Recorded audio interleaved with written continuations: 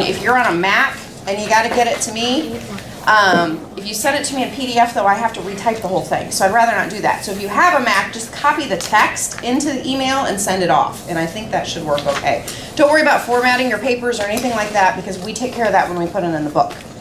Okay, questions about papers? Brea, I have yours to return. Somebody didn't. Over here. I have yours with your notes back. Okay. Your confirmation papers, I think I mentioned this before, you will get a reader's copy for testimony night. It's bigger font, double spaced, completely cleaned up, lots of good grammar and things like that. Testimony night is April 16th. Get that on your calendar at 6:30. We start in the sanctuary. After Pastor does kind of his intro, talks about what's going to happen that night, he breaks you into 4 groups and you go to 4 different rooms in the church with elders and your parents and anybody else that comes with you. That's when you read your papers. So you'll take turns reading your papers. The elders will ask you a couple of follow-up questions. These are not hard questions. These are, well, how'd you feel about this? Or what led you to this? Or why did you say that? They're just about your paper. So if you know your paper well, you're fine. That's not the scary part. Then he'll take those 4 groups and lump them into 2 groups. Pastor Matt will take one group. Pastor Steve will take the other group. He'll line you all up. And that's where you go through the questioning, okay? One at a time, Pastor will give you the question. You'll do your best to answer it. They don't punish you if you don't have the right answer. They'll move on to the next person and ask if they can. But the best way to prepare for the questioning are those questions that are in your binders that you've been filling out for 2 years. They say, here's are like semester review questions or something like that. Those are literally the same questions he uses testimony night.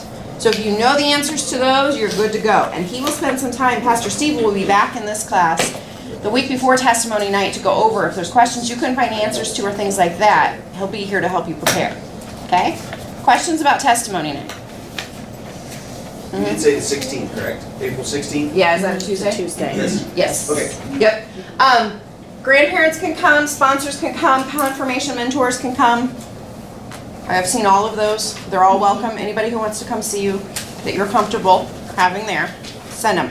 Okay, then the next important night is the confirmation rehearsal. That's Friday, April 26th at 6 o'clock downstairs in the Cornerstone room. We start down there. We serve you a dinner. We give you your little wooden cross necklaces that you'll wear. He'll go through some information there, and then we'll move to the sanctuary for the actual rehearsal. So that one is pretty much just confirmand and parents because of the food limitations. And then any parent that's going to be with you for the ceremony really needs to be at the rehearsal so they know what to do. Because we will literally walk through it. You'll walk to the front, we'll practice the whole thing. Your parents will find out what they're supposed to do. You'll find out what you're supposed to do. That's the night we do the photo. So you need to have your robe. It needs to be ironed. So it's wrinkle-free. And girls, if you're wearing dresses, try not to wear anything with great big bold prints because when we take the picture, those robes aren't very thick. So if it's kind of neutral, kind of a light color dress, we do okay. If you've got big red flowers underneath or something like that, it's going to come through in the photo and look kind of odd. So just think about that when you're getting dressed. You are welcome. Some girls wear the same dress for confirmation and rehearsal. It's up to you. I did tell them to get rid of the red sauce for the rehearsal dinner because I had 2 girls in white dresses that I had to get through the night and it was a nightmare. So they're going to get rid of that and go with something a little safer, but feel free. But you don't have to wear the same dress. And then confirmation Sunday is during the 10:30 service on April 28th. You will meet. We will not have class that day. Those of you being confirmed will meet in the Cornerstone room at 10 o'clock because that's when we'll get the robes on. You get a flower that we have to pin on you, so that takes a little time to get everybody pinned and ready to go. We'll line you up, and then you'll go as a class up and follow the processional cross down the aisle to start the service. Confirmands all sit on the right-hand side of the sanctuary. We've got the pews, and you'll be in alphabetical order. Parents will all be on the left-hand side in alphabetical order. That way, as you come up together one at a time for the service, you're all together. Okay? Questions about confirmation? It's getting close, guys. Really close. Ooh. The other thing to make note of, I don't have it on here, is your binders are due, I believe, April 7th. Okay? And that is so that we can review them and get them back to you the very next weekend so you have them for testimony night. Because if you're an 8th grader, you're supposed to bring your binders with you to testimony night. In case the elders have questions for you. Okay? Okay? So they can keep those questions out if they want. Yes, pull the questions out or anything that's Okay. not done. But April 7th is the deadline. If you're going on spring break and you will not be here April 7th, I need it turned in ahead of time so I can get it back to you by that next weekend on the 14th. Okay? Questions at all before we get started on our lesson? All right, folks, we have Chelsea McIntosh with us here today. She is a seminary student in the Deaconess program. She's in her second year here at St. Peter's, and she's with us this week and next to work on that timeline project. So if you're in 7th grade, your timeline project assignment is in your binder, and if you're in 8th grade, Mrs. Winker has them for you. And I'll go pull the actual print. And they are all yours. Okay, so everybody's going to need to have their Bible out. First, we're going to be going through the timeline chart and looking at the different references and finding out who all of these passages are about.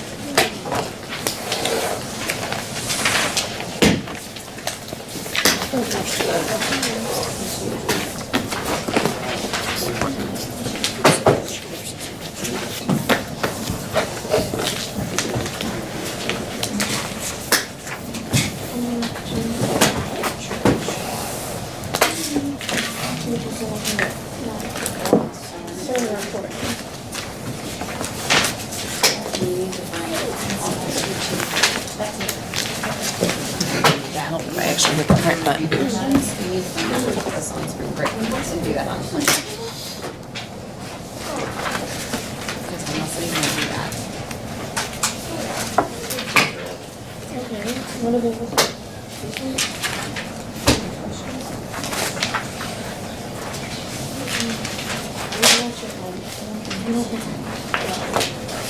Alright, so if you've got all have your timeline chart out, you can start going through it. Before we open our Bibles, does anybody guess what the first one is about? Genesis 3. Who would that passage be about?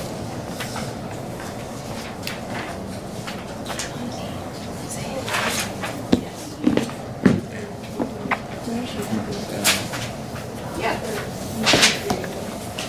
So creation is Genesis 1 and 2, so Genesis 3 is the fall. Very good, thank you. Alright, so if we want to look at Genesis 3, and if you guys want to just kind of look at it yourself, there's a lot of passages on here, so we're not going to read through all of them right now. But if you want to go back and look through each passage on your own later, to fill in any details that you think we missed, that would be great. So, Genesis 3, 1 through 24, what are some important details from that?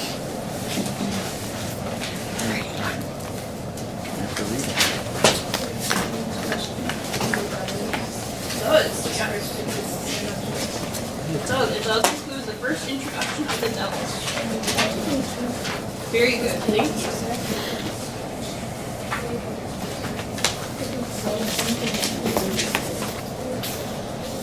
We don't know his name till later. Here he's referred to as the serpent.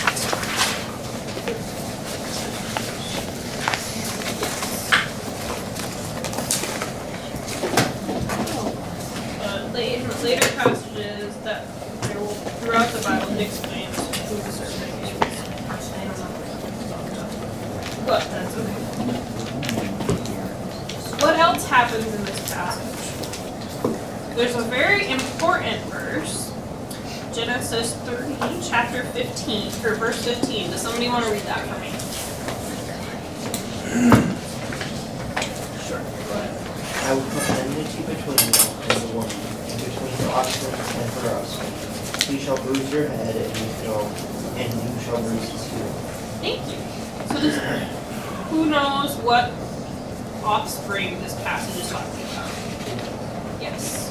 So this is talking about ultimately Eve's eventual offspring, Jesus. So even though Jesus is the son, he is a descendant.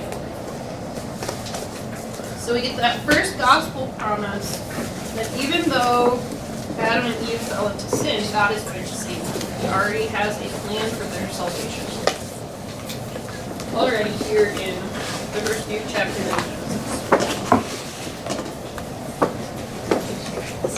Alright, are there any other details that as you're looking through this that you see that stand out to you?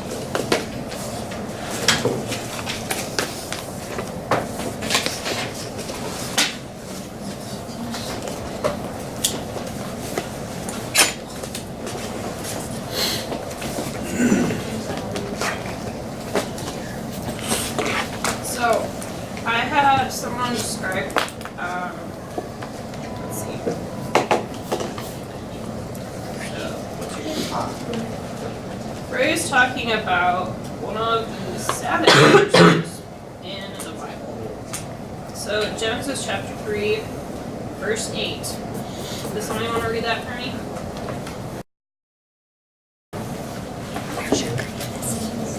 And they heard the sound of the Lord God walking in the garden in the cool of the day. And the man and his wife hid themselves from the presence of the Lord God among the trees of the garden. But the Lord God called to the man and said to him, "Where are you?" And he said, "I heard the sound of you in the garden, and I was afraid because I was naked, and I hid myself." Thank you. So, before Adam and Eve had been walking and talking with God, and they weren't afraid, but now that sin has come into the world, they heard God and they were afraid, so they hid. Because they were ashamed of their sin. So because of their sin, they saw that they were naked and they tried to hide themselves with clothes of fig leaves. But God provides for them even in their sin, and He covers their sin by taking some kind of animals, probably goats or sheep, and making for them garments. So He's covering their sin even here in the just the simple way of providing for them and giving them clothing to wear. So that what's important about that is that's the first death in the Bible. In verse 20 and 21, or not 20. In 21, it says, "And the Lord God made for Adam and for his wife garments of skins and clothed them. So there's the first death in the Bible, the first sacrifice. For their sin, the animals had to die so that they could be clothed with their skin. Very good, everybody. You guys are noticing lots of cool things. Let's see, rolling. Alright, so then the last really cool thing about this is that, so before they had been living in the Garden of Eden, everything was perfect.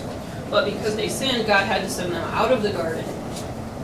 And He placed an angel at the entrance to the garden with a flaming sword to block it so that they couldn't go back into the garden.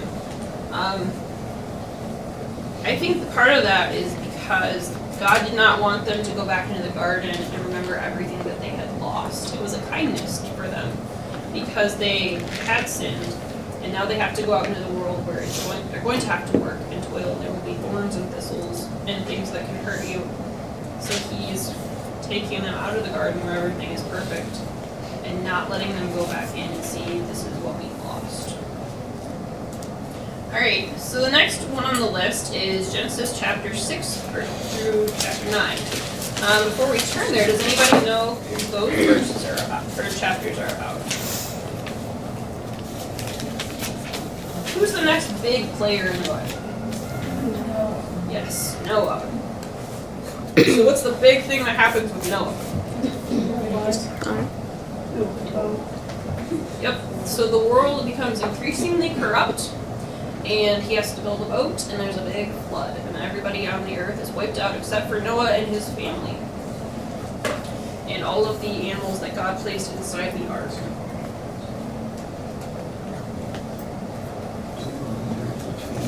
Beginning, is only Genesis 6 through 9, but that is roughly. Let's see. So, looking at chapter 5, talks about the generations between Adam and Noah. And if you wanted to do all that math, Oh, that's. obviously you could. But we see that Methuselah lived 969 years. So it's been at least 1,000 years in between Adam and Noah. Probably quite a bit more than that.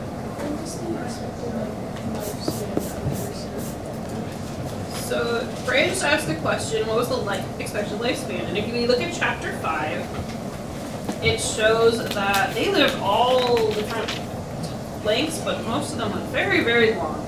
So Adam, it says, lived for 930 years. And his son Seth lived for 912 years. And Seth's son, Enosh, lived for he lived for a total of 905 years. So it's going down a little bit each time. But they still lived a very, very long time. I can't imagine living for almost 1,000 years. So it's really interesting thinking about that though. If they lived that long, that means they would have they'd seen their children grow up and their grandchildren, their great-grandchildren, great, many years down the line thinking about that. So Biggest family reunion ever. that'd be a huge family reunion. They'd have to make so much food. Okay, so let's see. Back to Noah. Are there any other details about Noah that we might talk about? So we talked about the flood, the increasing corruption. Everybody on the earth was getting more and more evil. God regretted that he had even made man and placed him on the earth because there was so much evil on the earth. And people were not following what God wanted, but they were doing whatever they wanted. So God decided to send a flood, and he told Noah to build an ark. Does anybody remember what the ark is made of? It has a funny name. Wasn't it like this house? He made it out of gopher wood. So I asked one of my professors, what does this mean? And he said, we don't know. The word gopher is just it's what the word sounds like in Hebrew, actually. It's a transliteration, so it sounds the same way the Hebrew word does, and we don't know what it means. We don't have that type of tree anymore. But Go for some more wood. What do you mean, go for some more wood? You said go for wood, got it. Oh, the dad jokes are great. I love them. okay, so if we look at chapter 8, and specifically starting at verse 20, we read chapter 8, verse 20 through 22. Then there were goats and altars to the Lord, and took some of every clean animal and some of every clean bird, and offered burnt offerings. And when the Lord smelled the pleasing aroma, the Lord had said in his heart, I will never again curse the ground because of man. For the intention of man's heart is evil from his youth, neither will I ever again strike down every living creature as I have done. While the earth remains seed time and harvest, cool and heat, summer and winter, day and night shall not cease. Thank you. So, what did God promise Noah? He would never destroy the earth in a flood. So, have you guys seen the pictures from Nebraska? So what's happening in Nebraska right now is there was a whole lot of snow and it all started to melt and 2 dams burst. So almost the entire state is underwater. But we have God's promise that he's not going to destroy the earth in a flood. So even though this horrible stuff is happening, there's all these people who had to be evacuated and taken from their homes because of all the water. We know that God will still preserve us and he's still going to take care of us. Even if all of our stuff gets destroyed because of the water, we will still be safe. But hopefully the water will go down so people can go back to their homes soon. I should look up some pictures of it later. It's really cool. Really scary. But there's one picture that's been going around of a town where there was a river, but now it's just all water. But you can still see the bridge above the water, but just the bridge, that's it. Really crazy. So much water. Alright, so does anybody else remember one other thing that happened with Noah? Didn't he get drunk after? Yes, he did. Yeah.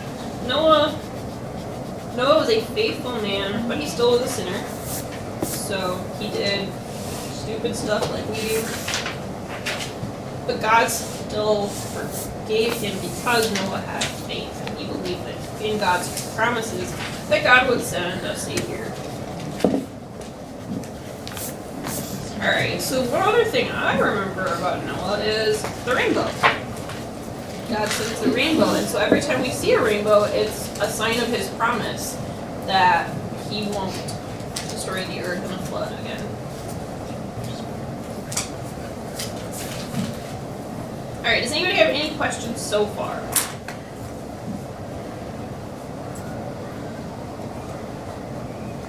Alright.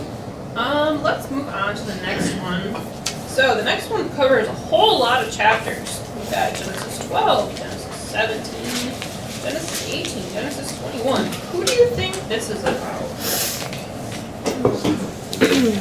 Abraham. So Abraham is the next big name in the Bible. So there's a whole bunch of people between Noah and Abraham, but Abraham is the next important person that God calls attention to by spending so much time talking about him in the Bible.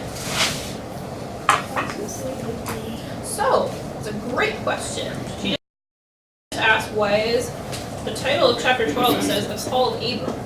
So before, so Abraham was first known as Abram because that's the name that he was born with. And after God made his covenant with Abraham saying that I'm going to increase you into many generations and my Savior will come from your descendants, he gave him the name Abraham so that Abraham would always remember that God had made his covenant with him. Alright, so we have Genesis 12, 1 through 9. Glancing through this, do you see anything that's kind of interesting or stands out about this section?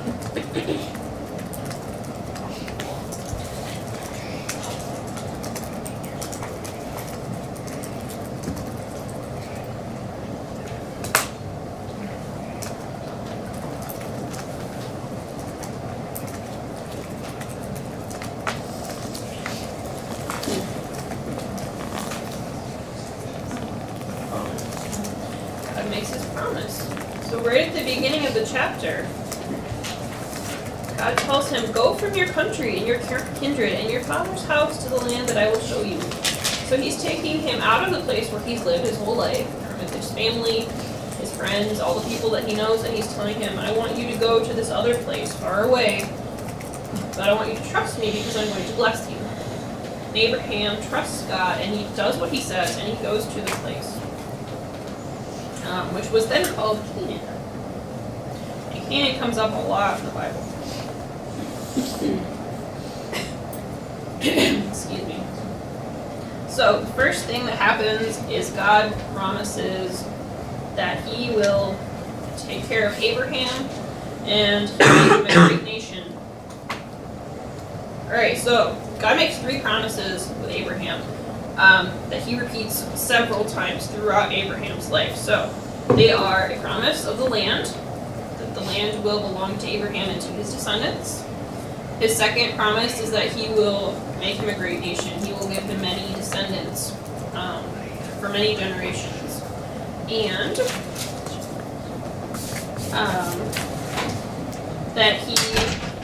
that one of those descendants will be the Savior. So those are some pretty great promises. You're going to have a huge family. You're going to have land that is all of your own. And the Savior who I promised you will come through your house. That probably made Abraham feel pretty important.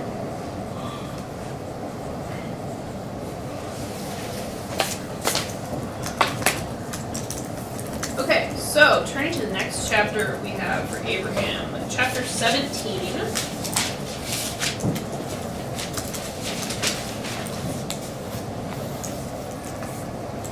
So we have chapter 17, 1 through 7, and 15 and 16.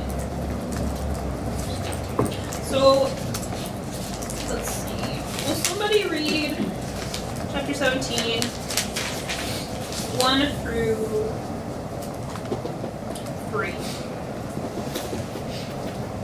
Go ahead. When Abraham was 99 years old, the Lord appeared to Abraham and said to him, I am God Almighty. Walk before me and be blameless, so that I may make my covenant between me and you, and may multiply you greatly. And then Abraham fell on his face, and God said to him, Thank you. Will somebody read verse 4 through 7? Have you ever read yet? Behold, my covenant is with you, and you shall be a father of a multitude of nations. No longer shall your name be called Abram, but your name shall be Abraham. For I have made you the father of a multitude of nations. I will make you exceedingly fruitful, and I will make you into nations. And you shall be fruitful. And I will establish a covenant between me and you and your offspring after you throughout the generations, for everlasting to be God to you and to your offspring after you. Thank you. So, God is once again telling Abraham, no, I have this covenant with you. Trust me, I've got this. Because Abraham's been worried. He doesn't have a son yet. He has no children. Even though God has said, I'm going to make many generations come from you and your house is going to be great.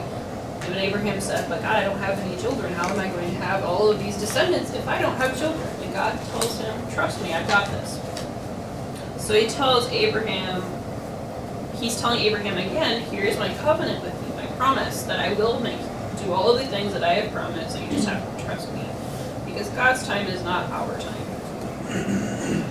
You ever feel like you really want something to happen, and you know it's going to happen because of God's promised you, or your parents have promised you, hey, we're going to do this thing.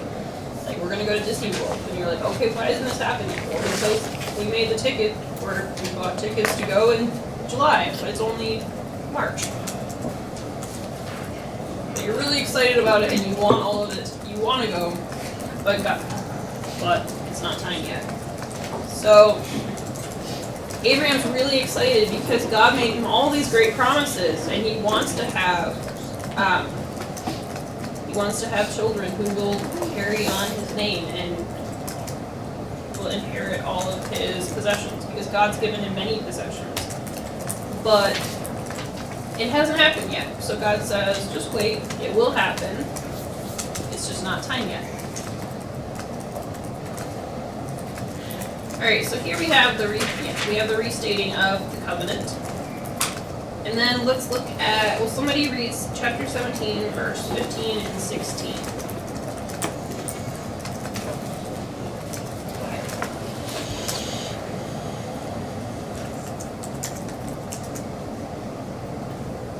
And God said to Abraham, as for Sarai your wife, you shall not call it into her, but Sarah shall be known bless her, and wherever I will lead you is so let her.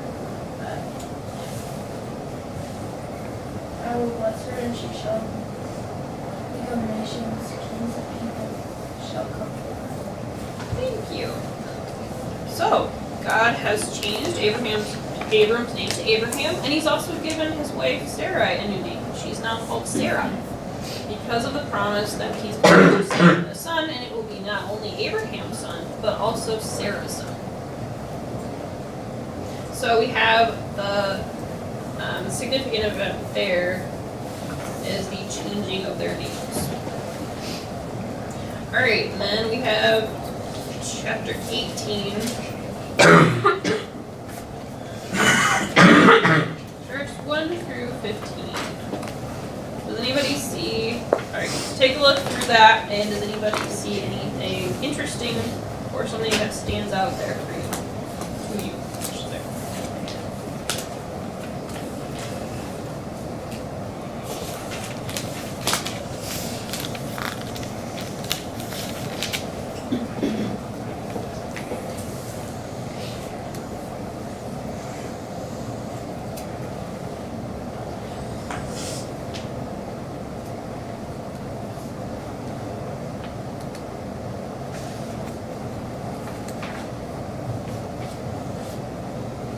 Somebody read verse 10 for me. Go ahead. The Lord said, And I will surely return to you about this time next year, and Sarah your wife shall have a son. And Sarah was listening at the tent door behind him. Now Abraham and Sarah were old, advanced in years. The way of woman had ceased to be with Sarah. So Sarah laughed to herself, saying, After I am worn out and my Lord is old, shall I have pleasure? The Lord said to Abraham, Why did Sarah laugh and say, Shall I indeed bear a child now that I am old? Is anything too hard for the Lord? At the appointed time I will return to you about this time next year, and Sarah shall have a son. But Sarah denied it, saying, I did not laugh, for she was afraid. He said, No, but you did laugh. Thank you. So, God has come to Abraham, and he's made his promise again that he and Sarah will have a son. And Sarah thinks, oh, this is funny. I'm an old woman. She's 99 years old. But God says, nope, I'm going to do this. I'm going to take care of it. You're going to have a son. So now, can we turn to chapter 21, and let's see what happens with all of God's promises at the end.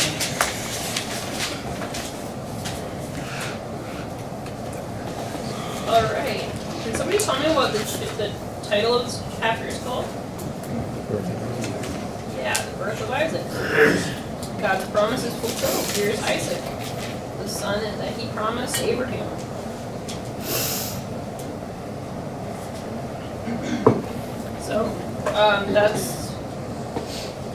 So we saw at the beginning that God made his promises to Abraham, and he kept repeating these promises to Abraham throughout his life, so that even when Abraham started to doubt and he was worried that God wouldn't fulfill his promises, he kept reminding him, nope, here's the promise again.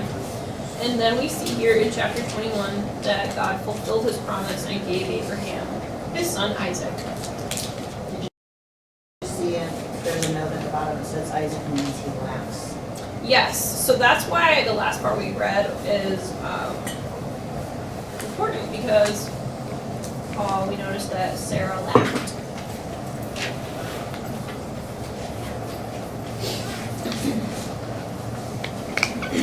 Alright, so the next part is our last section in Genesis. And we have first chapter 37. Skipping quite a bit.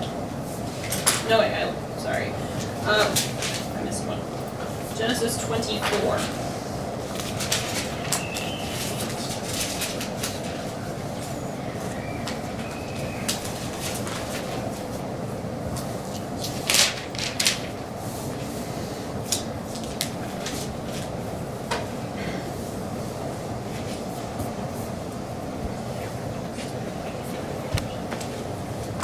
Alright, so Genesis 24, we notice, is called Isaac and Rebekah.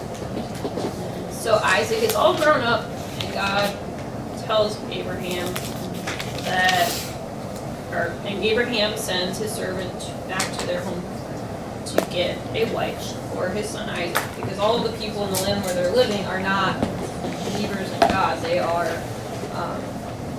idol worshippers. So they want to go get a wife for Isaac who will be faithful and believe in God.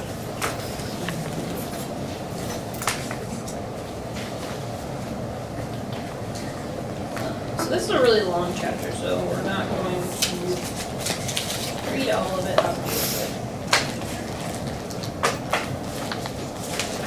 Alright, so who are the important players in this chapter? Isaac and Rebekah. Isaac and Rebekah. Alright, so if we turn to the next chapter, chapter 25. What happened in chapter 25? Yep, Abraham dies. And then starting in verse 19, what happens?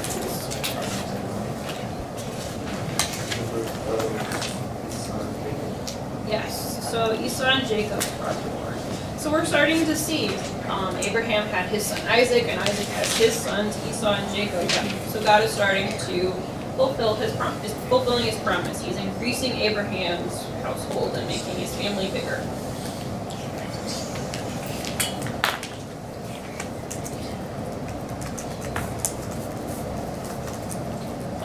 So, do you notice anything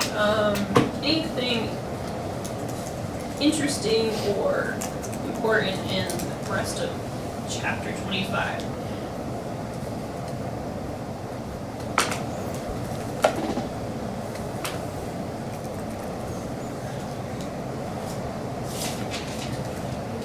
Prophesizing like, when he saw Jacob look over that they would have like a fight, as two nations are in your womb, and two peoples from within you shall be divided, and one shall be stronger than the other, the older shall serve the younger. Yes, so then we see that happen, starting in verse 29. Can somebody read for me 25, or chapter 25, verse 29 to the end of the chapter? Go ahead, Austin. Once when Jacob was coming to Esau came in from the field, he was exhausted. And Esau said to Jacob, let me eat some of rents too, for I am exhausted. Jacob said, sell me your birthright now. Esau said, I am about to die, but give us his birthright to me. Jacob said, swear it to me now. So he swore to him and sold his birthright to Jacob. Then Jacob gave Esau bread and lentil stew. And he ate and drank and rose and went his way. But Esau despised his birthright. Thank you. So, Esau was out in the field working, and he comes in, he smells the stew that Jacob is cooking, and it must smell really good, and he's really, really hungry, so he's like, I'm starving, I'm dying, I'm so hungry, please just feed me. And Jacob is very sneaky and he's tricky, so he says, okay, sure, I'll give you a bowl of stew if you give me your birthright. So, does anybody know what a birthright means? Alright, so that would be his inheritance from his father. So after after Isaac died, the oldest son, which was Esau, would inherit the majority of his father's property and land, animals, all of his wealth. And the second son would also inherit, but he would inherit a much smaller portion. Also important is that with the inheritance would come, so that person, the one who inherits, which ends up being Jacob, is the one whose eventual descendant will be the savior. So Esau gives all of that up for a bowl of stew.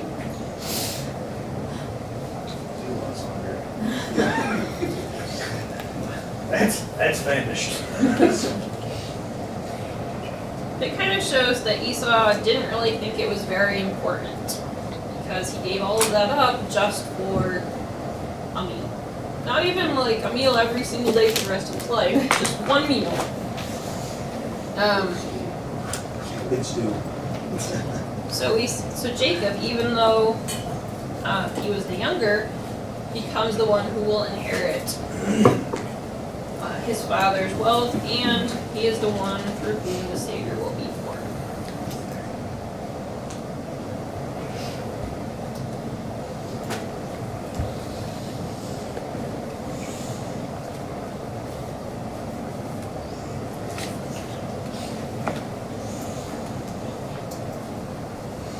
Okay.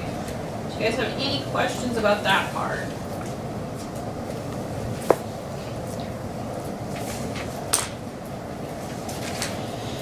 If not, let's turn to Genesis 37. Now we're at the last part, the last reading from Genesis. We're skipping a lot.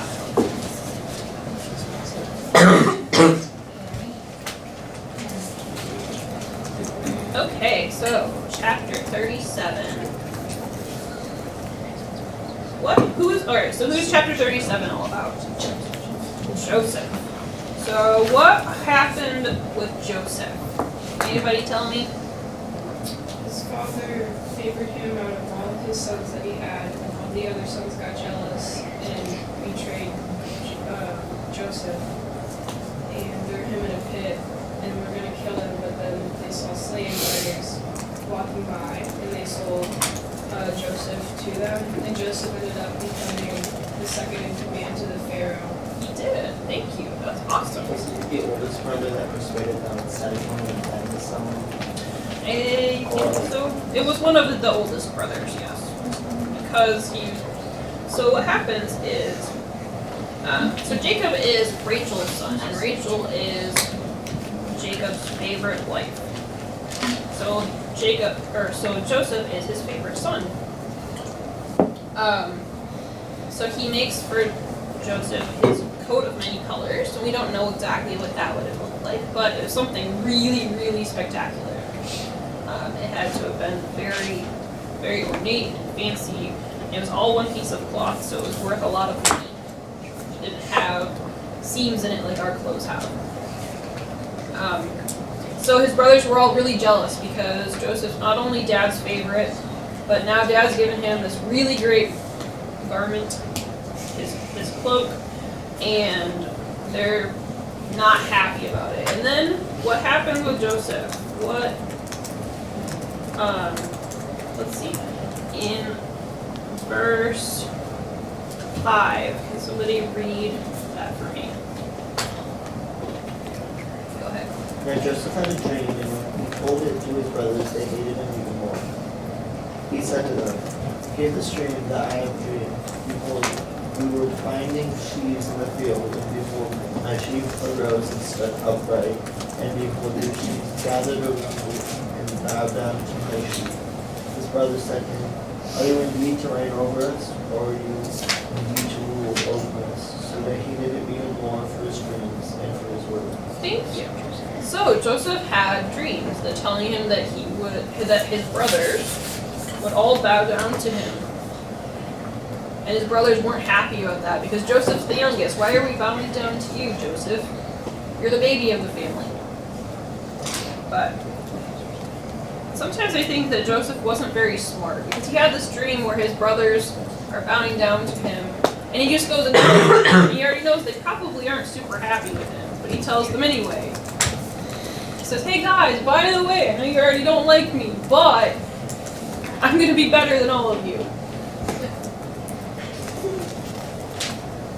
So Joseph had dreams, which made his brothers hate him even more. So his brothers sold him into slavery. All right, let's look at how far does this one go? Yes, so this one goes through. His brothers sold him to slave traders who brought him to Egypt. And then it wants us to go to chapter 45.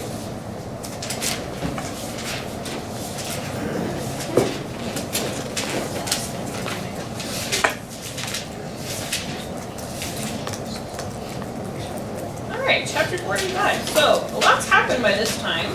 Joseph's been in Egypt for many years. He has risen to second in command over all of Egypt, second only to Pharaoh. He's Pharaoh's right-hand man. He started out as a slave of Potiphar, who was the captain of the guard in Pharaoh's household. And then all of that happened with there was the incident with Potiphar's wife, and then Joseph is thrown in prison. And do you guys remember what happened while Joseph was in prison?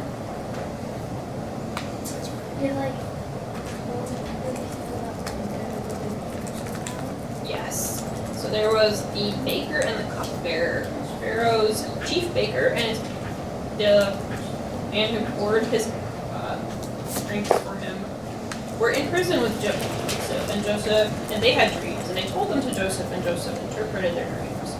He said, "Please remember me and tell Pharaoh about this when you get out." So when they get out of prison, they go to Pharaoh and tell him, "Hey, while I was in," hold on, I'm getting ahead of myself. First, they forgot about Joseph, but then Pharaoh started having dreams, and Pharaoh was going to all these different people and saying, "Can anyone interpret my dream? I don't understand what this means." And finally, the cupbearer, I believe, remembers, "Hey, there was that guy back in prison who interpreted my dream." So he says to Pharaoh, "Pharaoh, there is a man who I was in prison with who can interpret your dream." So Pharaoh calls Joseph, and he comes to Pharaoh And he interprets Pharaoh's dream. And so Pharaoh makes him his second in command over all Egypt. Because there's do you guys remember what happened in Pharaoh's dream? What Joseph said would happen? Yes. There were like cows. There were cows. And there's like Yes. So in Pharaoh's dream, there were the 7 skinny, ugly cows, and then there were the 7 fat, beautiful cows. And the skinny cows devour the fat cows. But they didn't get any bigger. So Joseph interpreted to Pharaoh that there would be 7 years of plenty where fat cows, where there would be so much stuff growing and everything would be very plentiful. But then there would be 7 years of famine where nothing would grow. So because Joseph was able to tell Pharaoh that that was going to happen, they were able to store up food to keep them going in the 7 years when there wasn't any food growing. So now we get to chapter 45. And what happens here? His brothers come looking for food during the Sabbath and they meet him. Yes. So his brothers have come to Egypt because they've heard, hey, there's food in Egypt and we're starving, so we should go to Egypt and get food and bring it back for our families. Only they don't recognize Joseph because it's been many years and he probably is dressed differently than he was when he was at home living as their brother. So now we have here in chapter 45. Will somebody please read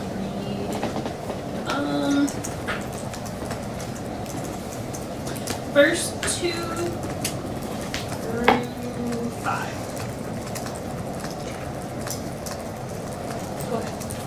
And he wept aloud so that the Egyptians heard it, and the household of Pharaoh heard it. And Joseph said to his brothers, I am Joseph. Is my father still alive? But his brothers could not answer him, for they were dismayed at his presence. So Joseph said to his brothers, Come near to me, please. And they came near, and he said, I am your brother Joseph, whom you sold into Egypt. And now do not be distressed or angry with yourselves, because you sold me here, for God sent me before you to preserve life. Thank you. So his brothers are scared because Joseph is a powerful man now and he could punish them because if he was angry with them. But he says, no, I'm not angry with you. I forgive you. God, you did this thing to me that was not good, but God used it for good, and he sent me here to save all of these people, to save you and all of your families. So Joseph is not the one through whom God will send his savior, but he's important because he helps preserve the line through which the savior will come. Does anybody remember which brother is Jesus' ancestor? Not Benjamin, it's one of the older brothers.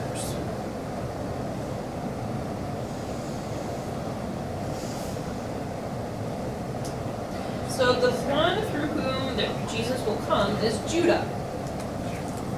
So, even though Joseph isn't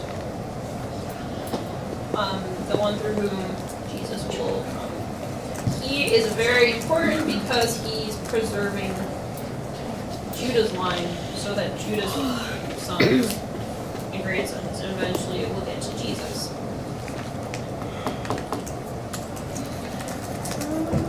Alright, and then the last thing we have is Genesis chapter 50.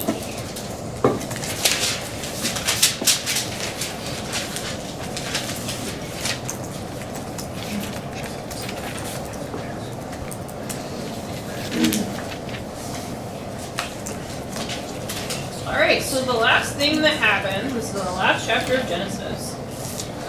Will somebody read verse 15 through 17? Go ahead. Joseph's brothers saw that their father was dead. They said, it may be that Joseph will hate us and pay us back for all the evil that we did to him. So they sent a message to Joseph saying, your father gave this command before he died. Say to Joseph, please forget the transgressions of your brothers and their sin, because they did evil to you. And now please forgive the transgressions of the servants of the God of your father. Joseph wept when they spoke to him. Thank you. All right, can somebody read verse 18 through 21? Awesome. His brothers also came and fell down before him and said, Behold, we are your servants. But Joseph said, Let me not fear, for am I in the place of God? As for you, you meant evil against me, but God meant it for good, to bring it about that many people should be kept alive as they are today. So do not fear, I will provide for you and your little ones. Thus we comforted them as what kindness. Thank you. Now, can somebody read verse 22 through 24? Go ahead. So Joseph remained in Egypt, he and his father's house. Joseph lived 110 years. And Joseph saw Ephraim's children of the third generation. The children also of Machir, the son of Manasseh, were counted as Joseph's own. And Joseph said to his brothers, I am about to die, but God will visit you and bring you up out of his land to the land that he swore to Abraham, to Isaac, and to Jacob. Thank you. All right, so what happens in this part? They will not live in Yep. They are being reminded of the promise. So, let's see. Isaac has died, and Joseph's brothers, or not Jacob. Jacob has died. And his brothers are, again, even though Joseph said, I'm not mad at you, I don't blame you for what you did, they're still scared that Joseph is going to punish them because they sold him into slavery. So they send him a letter saying that it's from their father, saying, please forgive your brothers because it's my dying wish as your father. And Joseph once again reassures them, I'm not angry with you. God did this for good. He wanted to keep our family alive. And I will continue to provide for you and all of our family here in Egypt. So what happens? So they were living in the land of Canaan that God had given them, but then the famine comes, so they're living in Egypt. And when Joseph dies, they're still in Egypt. And Joseph tells them, I'm about to die, but God will preserve us, preserve our family, and he will send us back to the land that he has given us.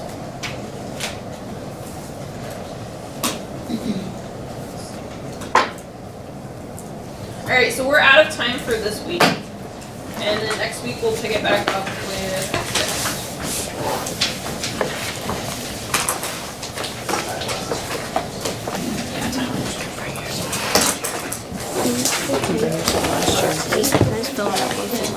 Yep, recap. Just bring everything. Fill more things in than you missed last year. So you got Danae back to school? She left yesterday. I don't know why Mom always cries when she leaves. She'll cry when you leave too, don't worry. No, she won't. Alan keeps saying we'll be clicking our heels when she leaves. They'll be like, yes, now we can go to Hawaii. Yeah, right, with all the kids in college. Go to Hawaii, sure.